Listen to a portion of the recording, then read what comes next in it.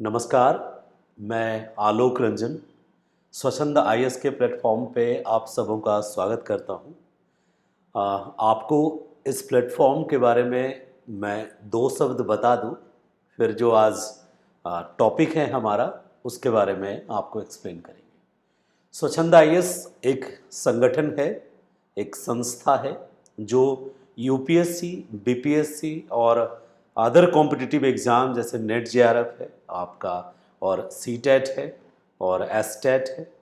तो जो different competitive exam है उन सब के प्रिपरेशन के लिए एक ऑर्गेनाइज्ड टीम का नाम है। एक ऐसा ऑर्गेनाइज्ड टीम जिसकी अपनी टेक्निकल टीम है, अपनी पब्लिकेशन टीम है, अपने फैकल्टी टीम मेंबर्स की एक ग्रुप है जो डेडिकेटेड है कॉम्पिटिटिव एग्ज़ाम को मिनिमम फी में मैक्सिमम क्वालिटी एजुकेशन प्रोवाइड करने के लिए।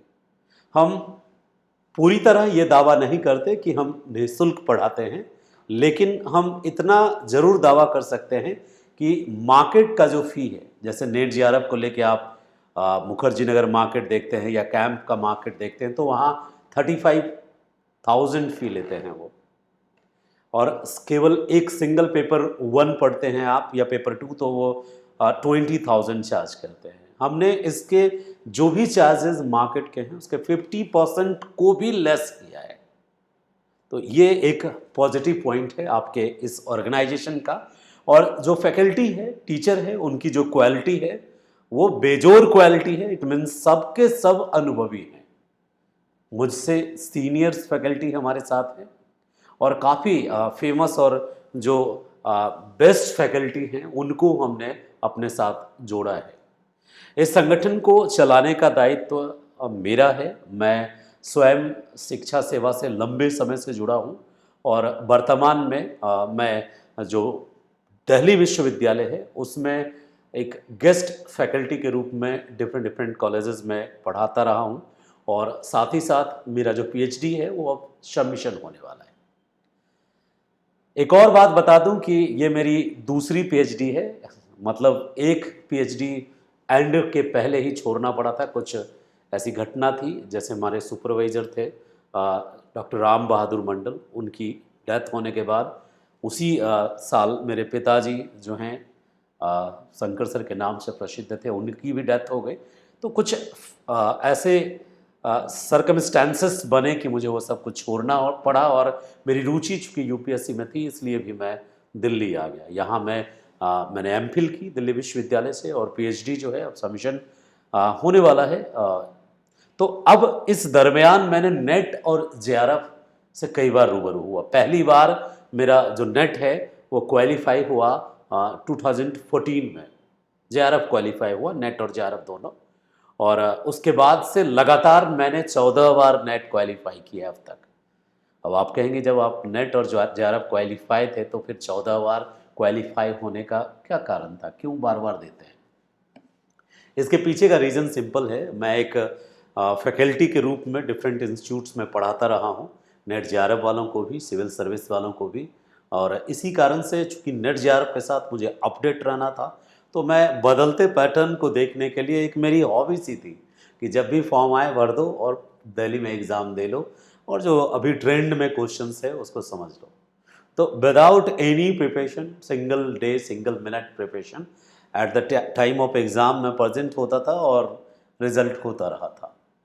कई संस्थानों में नेट जेआरएफ को पढ़ाने के बाद अब चूंकि खुद का संस्थान हुआ तो मेरे दिली इच्छा थी कि मैं अपने संस्थान में ऑनलाइन माध्यम से पूरे भारत भर में जो छात्र हैं, जो मीडियम इंग्लिश हो या हिंदी, दोनों ही मीडियम में हम और हमारी टीम कैपेबल है, तो हमने प्लान किया है कि जो नेट और जेआरएफ के एग्ज़ाम हैं 5 सब्जेक्ट्स में हम लोग आपको कोऑपरेट करेंगे। पहला और सबसे बेहतरीन सब्जेक्ट है ज्योग्राफी, जो मेरा है इसलिए बेहतरीन है। तो ज्योग्राफी नेट जेआरएफ मैं हैंडल करूँगा। इसके अलावा जो अदर सब्जेक्ट्स हैं जैसे पॉल साइंस है और उसमें भी फेमस पर्सनालिटी के साथ साथ सक्सेसफुल जो कैंडिडेट्स हैं हमारे, उनकी भी आपको कुछ क्लासेस और नोट्स मिलेंगे। और ताकि आपको मनोबल आपका बढ़े। और सोशियोलॉजी है उसमें भी हम आपको नेट जेआरएफ करवाएंगे। इसके अलावा हिस्ट्री एक सब्जेक्ट है जिसमें नेट जेआरएफ की प्रिपरेशन आपकी संस्था करेगी। और एक है इकोनॉमिक्स, तो इकोनॉमिक्स हो गया, सोशियोलॉजी हो गया, हिस्ट्री हो गया, पॉलिटिकल साइंस हो गया और ज्योग्राफी। एक और सब्जेक्ट पर अभी काम चल रहा है, मतलब उनकी फैकल्टी से बात हो रही है, हिंदी साहित्य। तो हिंदी साहित्य मिला दें तो कुल 6 विषयों में यह प्लेटफॉर्म आपको नेट जेआरएफ की तैयारी करवाएगा। अब आते हैं कि नेट जेआरएफ है क्या। नेट का फुल फॉर्म होता है राष्ट्रीय पात्रता परीक्षा, ठीक है, नेशनल एलिजिबिलिटी टेस्ट। और जेआरएफ का फुल फॉर्म होता है जूनियर रिसर्च फेलोशिप, ठीक है, जूनियर रिसर्च फेलोशिप। अब ये दो जो नाम है, इसके लिए कोई 2 अलग परीक्षा नहीं होता है। एक ही परीक्षा में यदि आप उच्चतम प्रतिशत हासिल करते हैं, अंक हासिल करते हैं, तो आपको अवार्ड किया जाता है जेआरएफ। और यदि उच्चतम से थोड़ा कम रह जाते हैं तो आपको अवार्ड किया जाता है, अवार्ड मिलता है, आपको सर्टिफिकेट मिलता है नेट, यानी आप असिस्टेंट प्रोफेसर के लिए क्वालिफाई माने जाते हैं। और उससे थोड़ा कम अंक लाते हैं तो आप क्वालिफाई होते हैं किसमें, पीएचडी के लिए। अभी ये रिसेंट नया अपडेट है कि अब 3 तरीके से आपको एग्ज़ाम क्वालिफाई करने पर सम्मानित किया जाएगा। एक कि यदि आप कम अंक लाए, जो न्यूनतम निर्धारित है पीएचडी के लिए, तो आप पीएचडी हो गए, आप पीएचडी के लिए एलिजिबल हो गए। यदि आप उससे थोड़ा ज़्यादा लाए तो नेट हो गए, और सबसे ज़्यादा लाए तो जेआरएफ हो गए। आज हम बात करेंगे कि इसके लिए क्या एलिजिबिलिटी है और क्या इसका एज लिमिट है, इसका सिलेबस क्या है, इसके एग्ज़ाम का पैटर्न क्या है। इन सारी बातों पर हम विस्तार से बात करेंगे 1 बाय 1। लेकिन उससे पहले, सबसे पहले एक छोटी बात और आपके सामने रखूं। आप यदि नेट जेआरएफ का एग्ज़ाम दे रहे हैं तो आपको पता होना चाहिए कि वर्ष में 2 बार इसका आयोजन होता है। एग्ज़ाम का आयोजन वर्ष में 2 बार आयोजित होता है ये एग्ज़ाम, एक बार जून और दूसरी बार दिसंबर। ये एक महत्वपूर्ण पॉइंट है जो जानना है। दूसरा जो महत्वपूर्ण पॉइंट है कि इस परीक्षा का आयोजन करने के लिए वर्तमान में जो ऑर्गेनाइजेशन है उसका नाम है नेशनल टेस्टिंग एजेंसी, एनटीए। और एनटीए जो है इस एग्ज़ाम को यूजीसी के सहयोग से ऑर्गेनाइज करती है, इसीलिए इसको यूजीसी नेट जेआरएफ भी कहते हैं, ठीक है। अब आते हैं मुद्दे पे कि कौन आप में से इस एग्ज़ाम के लिए एलिजिबल है, और यदि एलिजिबल हो गए तो क्या बेनिफिट होगा, हम बताएंगे आपको। मतलब यदि क्लियर कर दिया आपने तो क्या मिलेगा। यदि आप मास्टर किसी भी विषय से कर रहे हैं, एमए और एमएससी, तो आप एमए में जाते ही ये फॉर्म फिलअप कर सकते हैं, ठीक है। एमए में, मास्टर्स में, स्नातक में यदि आप पढ़ रहे हैं, स्नातक में यदि आप पढ़ रहे हैं तो आप फॉर्म फिल कर सकते हैं, चाहे प्रथम वर्ष में हो या द्वितीय वर्ष में। एक और बात जाननी है कि यदि आप स्नातक कर चुके हैं तो बिल्कुल भर सकते हैं, यानी दोनों भर सकते हैं। जो अपेयरिंग कैंडिडेट हैं वो भी भर सकते हैं इसका फॉर्म, और जो मास्टर्स कर लिया है उनको तो भरना ही भरना है फॉर्म। तो पहली जो एलिजिबिलिटी है वो है आपका मास्टर्स में होना। जिस सब्जेक्ट में आपका मास्टर हो रहा है केवल उसी में आप नेट जेआरएफ दे सकते हैं। ऐसे आप दे लेंगे तो रोकेगा नहीं, लेकिन आपको आगे फायदा नहीं होगा यदि आपका उसमें मास्टर नहीं है तो नेट जेआरएफ जो है जिस सब्जेक्ट में आप मास्टर कर रहे हैं उस सब्जेक्ट में आप मास्टर्स करते हुए दे सकते हैं, आफ्टर मास्टर दे सकते हैं। एज लिमिट की बात करें आपसे, तो जो एज लिमिट है नेट जेआरएफ का, जनरल कैटेगरी के बच्चों को यदि देखा जाए, जो जनरल कैटेगरी के छात्र हैं उनके लिए एज लिमिट जो इन्होंने रखा है, अभी पहले एज लिमिट था, जेआरएफ के लिए अलग था एज लिमिट और नेट के लिए अलग था एज लिमिट। मतलब नेट की सिर्फ आपको परीक्षा देनी है, यानी असिस्टेंट प्रोफेसर के लिए यदि आप एग्जाम दे रहे हैं तो आप सिर्फ और सिर्फ, मतलब उसमें कोई लिमिटेशन नहीं है एज का, आप फॉर्म भरिए, आप कोई भी कुछ भी एज है आपका आप दे सकते हैं, भर सकते हैं, ठीक है। लेकिन दूसरी महत्वपूर्ण बात यह आती है कि यदि आप जेआरएफ अप्लाई कर रहे हैं तो जेआरएफ के लिए जो जनरल कैटेगरी है उसका एज लिमिट अलग है, ओबीसी एससी एसटी के लिए एज लिमिट अलग है। तो क्या एज लिमिट है जनरल कैटेगरी के लिए, पहले वो बात कर लेते हैं, उसको देख लेते हैं, ठीक है। और क्या चांसेस है ये भी देख लेते हैं।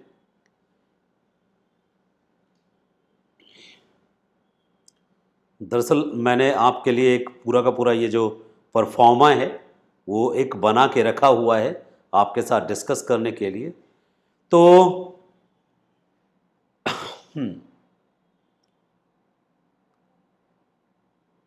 पहले जो एज लिमिट था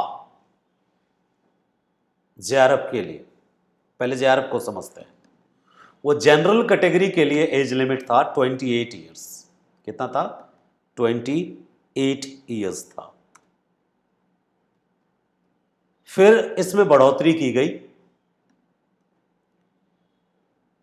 इसको किया गया 30 ईयर्स, ठीक है। तो अब जो है यदि आप जेआरएफ अप्लाई कर रहे हैं तो आपकी जनरल कैटेगरी में मिनिमम एज जो होगी वो 30 से ज़्यादा नहीं होनी चाहिए, 30 से ज़्यादा नहीं होनी चाहिए, तभी आप एलिजिबल हैं।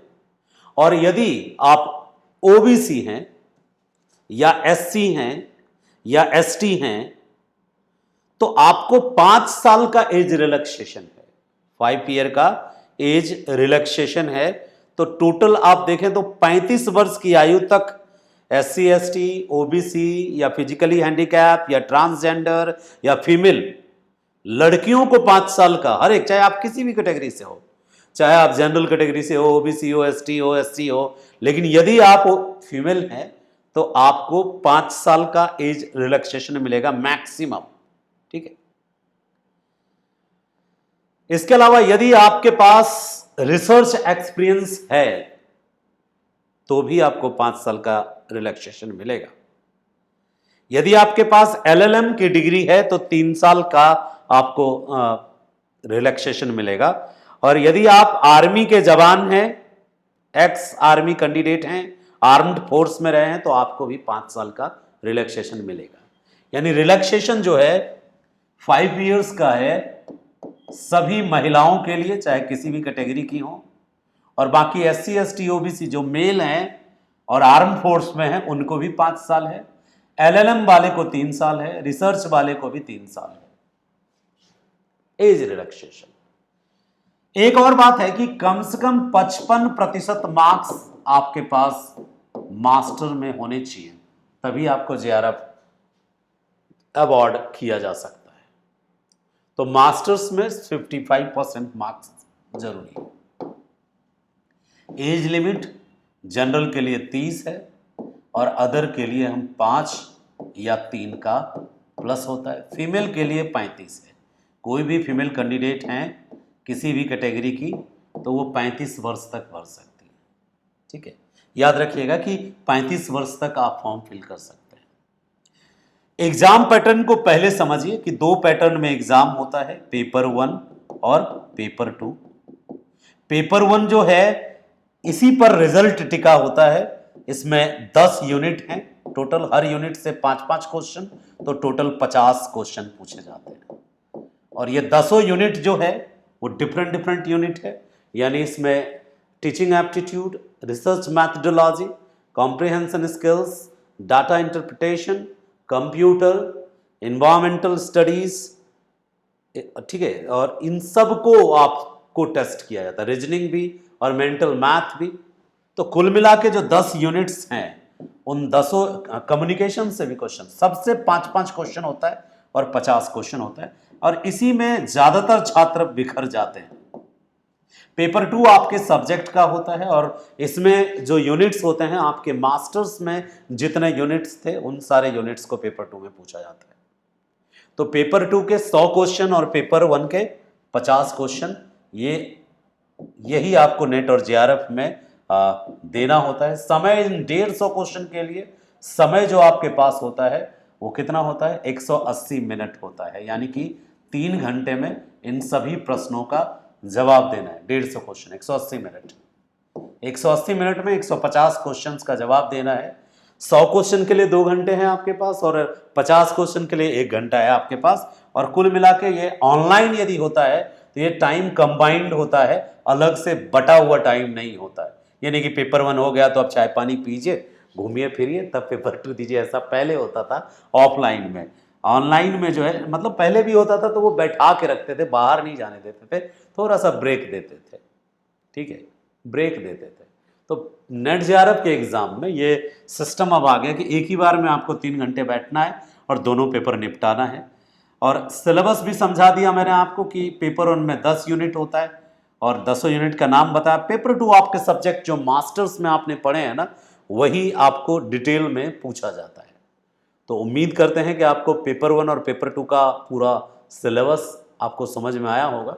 जैसे मान लीजिए ज्योग्राफी आपका मास्टर्स में है तो ज्योग्राफी के दोनों ही यानी 16 पेपर चलते हैं एमए में, तो 16 यूनिट से क्वेश्चंस होंगे, 100 क्वेश्चन। लेकिन ये लोग क्या करते हैं कि यूनिट वाइज क्वेश्चंस ना बांट के आपसे क्वेश्चंस ये अलग अलग तरीके से भी पूछ लेते हैं। जैसे आपसे मिला के क्वेश्चन पूछ लीजिए, इंडियन ज्योग्राफी से कुछ पूछ लिए, फिजिकल से कुछ पूछ लिए, कुछ ह्यूमन से पूछ लिए, इस तरह से इस क्वेश्चन होता है। कुछ जो इनका जो प्रायोगिक भूगोल है उससे पूछ लिए। तो level of the questions is equal to the level of the optional. यदि आप यूपीएससी प्रिपेयर किए हैं तो जो ऑप्शनल में पढ़ते हैं उनसे प्लस होता है इसका लेवल का क्वेश्चन, ठीक है। तो बीपीएससी यूपीएससी वालों को थोड़ा मदद मिल जाता है, यदि ज्योग्राफी ऑप्शनल है तो ऑप्शनल में बहुत हद तक वो पहले से कर चुके होते हैं, इसलिए दिक्कत होती नहीं है। अब रही बात सिलेबस का, हमने कर लिया एलिजिबिलिटी कर लिया, एज लिमिट कर लिया, सिलेबस की बात की। एग्जाम फी की यदि बात करें, ठीक है, तो एग्जाम फी में अभी जब से ये एनटीए एग्जाम लेने लगी है तब थोड़ा चेंजेस आया है कि जो फीमेल हैं या कैटेगरी हैं उनके लिए यदि हम बात करें यूजीसी नेट का एप्लीकेशन फी, तो अब वर्तमान में थोड़ा चेंज हो गया है। जनरल को 1150 रुपया लगता है, 1150। ओबीसी को और ईडब्ल्यूएस को 600 रुपया लगता है। एससी एसटी और फिजिकली हैंडीकैप जो हैं उनको 325 रुपया लगता है। और फीमेल की बात करें यदि अलग से तो उसके चार्जेस की बात करें तो फीमेल को भी उतना ही चार्ज लगता है। मेल फीमेल जो भी हैं उनको चार्जेस इतना ही लगता है। तो चार्जेस याद रखिएगा। तो रजिस्ट्रेशन फी जो नेट जेआरएफ एग्जाम के लिए है, ओबीसी के लिए 600 है और जनरल के लिए 1100 बताया ना मैंने, लिख देता हूं याद रहेगा, 1150। क्षमा चाहेंगे, हमारे जो टीम है बड़ी प्यारी टीम है, सबका ध्यान रखती है, तो इसलिए अब थोड़ा सा रिफ्रेशमेंट भी। तो फी की बात करें तो 1150 ये जनरल के लिए है, 600 की फी ओबीसी के लिए है, ईडब्ल्यूएस के लिए है और एससी एसटी के लिए 325 का फी है। ये एग्ज़ाम रजिस्ट्रेशन फी है। वर्तमान में बीच में एग्ज़ाम अभी जो हुआ था अभी जिसके कारण हंगामा मचा, एग्ज़ाम वो ऑफलाइन ऑर्गेनाइज किए थे उन लोगों ने, बट क्वेश्चन आउट हो गया तो एग्ज़ाम भंडोल हो गया, यानी रद्द हो गया। फिर से अब सुनने में आया है कि डेट आ गई है एग्ज़ाम की और अब जो एग्ज़ाम होगा वो ऑनलाइन फिर से होगा। तो ऑनलाइन एग्ज़ाम के लिए ऑनलाइन प्रैक्टिस की व्यवस्था हम आपको देंगे। हमारा ऐप है स्वच्छंद लर्निंग ऐप। इसी ऐप के माध्यम से आपकी क्लास चलेगी। आप भारत के किसी भी कोने में बैठे हैं और यदि नेट जेआरएफ टारगेट कर रहे हैं, डजेंट मैटर कि आपका मीडियम इंग्लिश है और आपका मीडियम हिंदी है, इन दो मीडियम को हम लोग क्लास प्रोवाइड करेंगे। और क्लासेस की PDF, live recording, live class, recording class, doubt class, interactive session interaction जो है उसके लिए वो सारे सेशंस ऑर्गेनाइज होंगे। रिकॉर्डेड लेक्चर्स सारे टॉपिक्स के अवेलेबल होंगे और लाइव लेक्चर्स भी चलेंगे। आप चाहें तो रिकॉर्डेड देखें या लाइव देखें। और प्रॉपर टेस्ट सीरीज भी ऑर्गेनाइज होगा ताकि आप ऑनलाइन टेस्ट देने के आदी हो जाएं और माइनस मार्किंग चूंकि है नहीं इस एग्जाम में, तो ये एक प्लस पॉइंट है, नो माइनस मार्किंग। अब बात करते हैं कि क्या फायदा होगा यदि आप इस एग्जाम को, जो आजकल एनटीए ले रही है, UGC net, national testing agency ले रही है, क्या बेनिफिट होगा यदि आप इस एग्जाम को पास कर जाते हैं, ये जानना बहुत ज़रूरी है। यही आपको मोटिवेट करता है अपने आप को इस एग्जाम के लिए पूरी तरह रेडी करने के लिए। क्या फायदा होगा? फायदा नंबर 1, आप यदि नेट केवल क्वालिफाई करते हैं तो आप असिस्टेंट प्रोफेसर के लिए एलिजिबल होंगे, योग्य होंगे भारत के किसी भी विश्वविद्यालय में। और साथ ही साथ फिर आपको सिर्फ इंटरव्यू देना होगा। यदि आपका पॉइंट पूरा होता है, हम इस पे भी बात करेंगे, असिस्टेंट प्रोफेसर पे बहुत डिटेल में बात करेंगे और उसके इंटरव्यू पे भी बात करेंगे, क्योंकि बहुत लंबा चौड़ा अनुभव है मुझे, तो उस पर डिटेल से बात करेंगे सारी बातें। लेकिन अभी हम बात कर लें कि यदि आप नेट पास करते हैं तो आप असिस्टेंट प्रोफेसर के लिए एलिजिबल हो जाते हैं, लाइफ टाइम। एक बार नेट पास किया, लाइफ टाइम वैलिडिटी है उसकी।